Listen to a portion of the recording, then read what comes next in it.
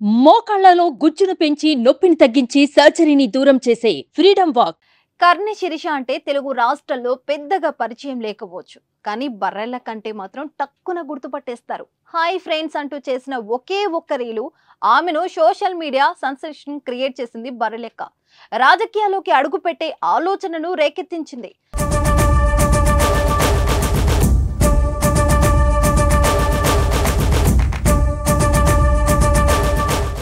గత అసెంబ్లీ ఎన్నికల సమయంలో నిరుద్యోగుల గొంతుగా ఆమె నాగర్ కర్నూలు జిల్లా కొల్లాపూర్ నియోజకవర్గం నుంచి ఎమ్మెల్యే అభ్యర్థిగా పోటీ చేసింది. ప్రచారంలో దూకుడుగా వ్యవహరించి ప్రధాన పార్టీ అభ్యర్థులకు చెమటలు పట్టించింది.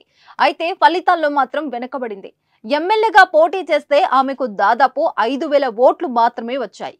అసెంబ్లీ ఎన్నికల్లో ఓటమితో నిరాశ చెందిందని బర్రెలెక్క పార్లమెంట్ ఎన్నికల బరిలో నిలిచారు. వెనకడుగు వెయ్యకుండా బర్రెలెక్క మరోసారి నాగర్ కర్నూలు నుంచి ఎంపీగా పోటీ చేశారు. కానీ మళ్లీ నిరాశ ఎదురైంది. పార్లమెంట్ ఎన్నికల్లో ఊహించని ఫలితాలు ఎదురయ్యాయి. అసెంబ్లీ ఎన్నికల కంటే తక్కువగా ఓట్లు పోలయ్యాయి. ఈసారి ఆమెకు కేవలం 3,087 ఓట్లు మాత్రమే వచ్చాయి. అంతేకాకుండా బర్రెలెక్కకు పోస్టల్ బ్యాలెట్ లో 50 ఓవర్లు రావడం విశేషం.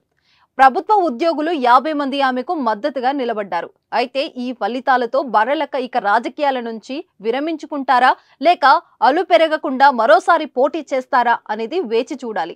బర్రెలెక్క పోటీ చేసిన నాగర్ కర్నూలు స్థానంలో కాంగ్రెస్ అభ్యర్థి మల్లు రవి విజయం సాధించారు. 94,414 ఓట్ల మెజారిటీతో సమీప ప్రత్యర్థి బీజేపీకి చెందిన పోతుగంటి భరత్ ప్రసాద్ ను మల్లు రవి ఓడించారు.